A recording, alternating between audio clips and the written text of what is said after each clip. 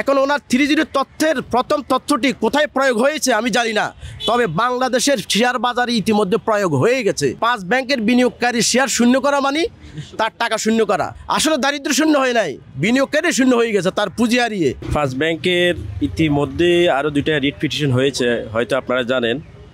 তার মধ্যে আমাদের সহযোগিতায় বা আমাদেরই এক বিনিয়োগকারীর ভাইয়ের মাধ্যমে আরেকটা রিট পিটিশন হয়েছে। সেটার আইনজীবী হলো ব্যারিস্টার মাসিব হোসেন সাহেব। তো আজকে আমাদের ওই রিট পিটিশনের শুনানি ছিল। তো শুনানিটা বিচারক পূর্ণাঙ্গ বিস্তারিত উনি ব্যাখ্যা বিশ্লেষণ করতে পারে নাই, পরবর্তীতে টাইম নিয়েছে আগামী রোববার। তো আগামী রোববারে এটার পূর্ণাঙ্গ শুনানিটা হবে। আজকে আংশিক শুনানি হয়েছে, রোববারে পূর্ণাঙ্গ হবে। এর মধ্যে আমি আসলে যে বিষয়টি প্রথমে বলতে চেয়েছিলাম, যদিও আমি ভুলে গেছি, আসলে আমাদের সার্বিক পরিস্থিতি, কারণ আমাদের হৃদয়টা এমনও ভাঙা। দেশনেত্রী বেগম খালেদা জিয়া আজ খুব সংকটাপন্ন মধ্যে আছে ব্যাকের হাসপাতালে। মহান রব্বুল আলামিনের কাছে প্রথমে আমি ওনার সুস্বাস্থ্য দীর্ঘায়ু কামনা করি। আশঙ্কা মনের মধ্যে থাকা সত্ত্বেও আমি জানি আল্লাহ যদি চায় তাহলে উনি হয়তো এখান থেকে ফিরবে। এবার আমাদের প্রসঙ্গতে আসি। আমাদের যে রিটটা হয়েছে সেই রিটটার মধ্যে আমাদের দাবি মূলত 2টা দাবি আমার বিচার আইনজীবী তুলে ধরার চেষ্টা করছে এবং কি এটা শেষ পর্যন্ত লড়াই করে যাবে।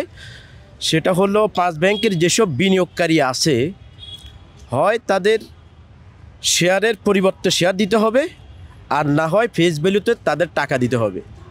এই 2টাই স্ট্রং আমাদের দাবি, এটাই আমরা চাই। তাই এই ব্যাংকগুলো যারা বিনিয়োগ করেছে আসলে তারা তো আর ভুল করে নাই। আপনারা যদি খেয়াল করে দেখেন তাহলে বর্তমান যে সরকারের দায়িত্বশীলেরা আছে, আমার কাছে মনে হয় যে ওনারা যতই অন্যায় করুক ভবিষ্যতে ওনাদের কেউ বিচার করবে না। তাদের মনোভাবটা এমন, যা ইচ্ছা তাই করতে পারবে। মনে হয় যে ওনারাই সর্বসর্বা। না হয় কীভাবে সম্ভব?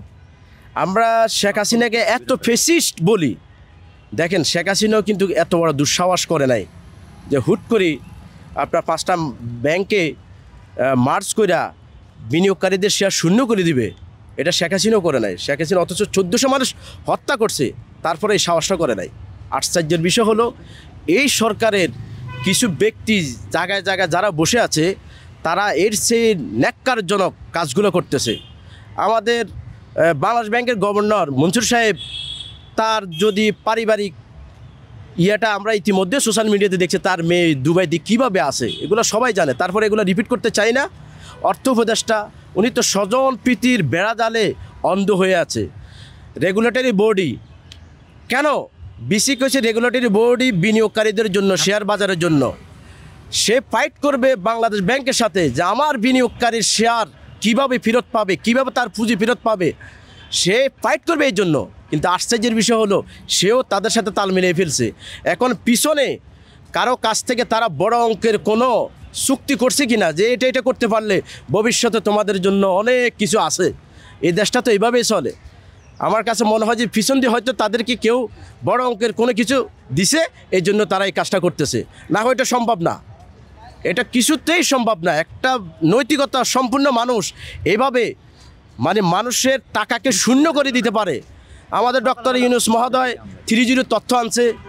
3G তথ্যের প্রথম তথ্যটি হলো সারা পৃথিবীতে, বাংলাদেশ নয় সারা পৃথিবীতে দারিদ্র শূন্য করা। এখন ওনার 3G তথ্যের প্রথম তথ্যটি কোথায় প্রয়োগ হয়েছে আমি জানি না, তবে বাংলাদেশের শেয়ার বাজারে ইতিমধ্যে প্রয়োগ হয়ে গেছে। আপনারা জানেন 5 ব্যাংকের বিনিয়োগকারী শেয়ার শূন্য করা মানে তার টাকা শূন্য করা। তার মানে কি? সে শূন্য। তাহলে 3G তথ্যটা এখানে শেয়ার বাজারে প্রয়োগ। গত পরশুদিন আবার 8টি লিজিং কোম্পানিকে আপনার তারা সিটি ইস্যু করছে, এটাকেও তারা ডিলিট করে ফেলবে, তাদেরকে আবার শূন্য করবে। তাহলে 3G তথ্য শূন্য হয়ে গেছে পুঁজিবাজার বিনিয়োগকারীরা। আসলে দারিদ্র শূন্য হয় নাই, বিনিয়োগকারী শূন্য হয়ে গেছে, তার পুঁজি হারিয়ে। এটাই আশ্চর্যের বিষয়।